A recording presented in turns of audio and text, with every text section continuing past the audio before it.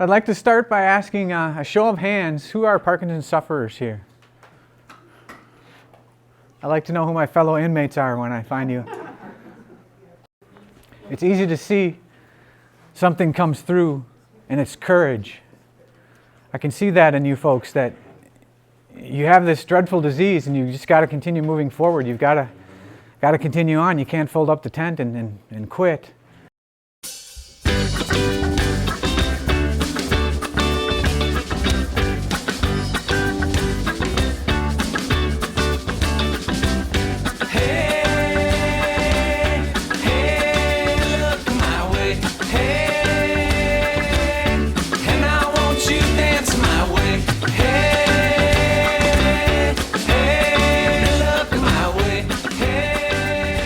Who we are? I think I already told you. We're actually a father-son duo.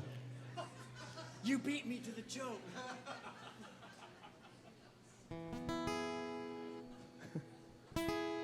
We're both left-handed.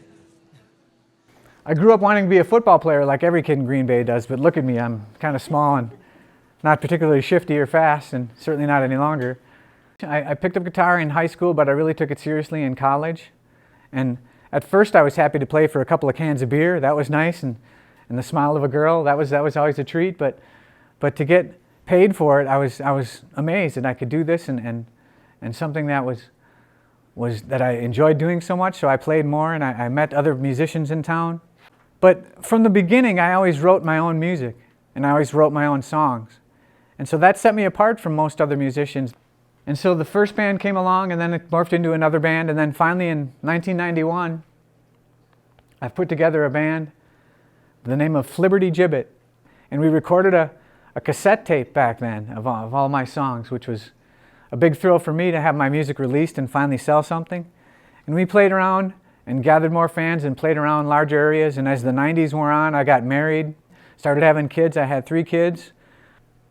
So I'm playing along in the 90s as my band continued to perform. We went into the studio and recorded a CD, a real studio recording of a record that we released on Windwall Records. We toured around 6 states on a regular basis, made a pretty good group of fans, and folks liked us, and we sold a lot of records. But it just never happened for us. And so at the turn of the century, around 2000 or so, 2002, 2003, we were kind of winding down, thinking we'd made a go of it, and we played so many weekends, and we're on the road so much of the time it was a little tiring, and we had, like I said, we had kids, some of us, and unfortunately in my personal life, my marriage was kind of going on the rocks a little bit. And so lo and behold, I was divorced, and my kids still lived with me, and they lived with their mother from time to time, so I needed to be home more, so we tapered off in music, and by 2006, I said, guys, I want to pack it in. And so I moved to Madison and had a heck of a time finding a job. And that's when the Parkinson's started. And I didn't know it, of course, not that at that time, but if you Parkinson's sufferers know what happens to you physically. To say I was hurt and confused and angry, all those things, and I couldn't understand what was happening to me. And some folks thought I was getting into heavy drugs. I mean, I guess it must have looked like that, but it certainly wasn't the case. My family saw it. And I was spiraling out of control, and I decided to move back to La Crosse. And for the year of 2010, which is easily the worst year of my life, I was unemployed, I was undiagnosed with Parkinson's, and I had no prospects. And anybody who would have seen me at that time, Todd can well attest, I was a wreck. I was 42 years old, and I was close to death, it seemed like. I couldn't do anything right. Physically, I was in terrible shape. And I continued to look for work, and I finally got a job at Gunderson. And I took a job in the laundry. And again, I'm saying, I've got a college degree, and I've got good prospects, and I've had good job history and good work in the past. I was a district manager for one time at one of my jobs, and I can't do anything right. Why is what's happening? And this is unfair. Why is this falling on me?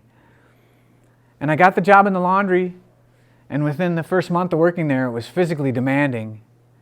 And that's when the news happened of my supervisor pulling me aside one day and said, "Drew, you need to go see a doctor." And I said, "I know, something's wrong with me. I don't know what it is." And just fortunate that afternoon, there happened to be an opening for the neurologist in La Crosse at Gunderson. So I went to see him that afternoon, and he ran me through the series of tests.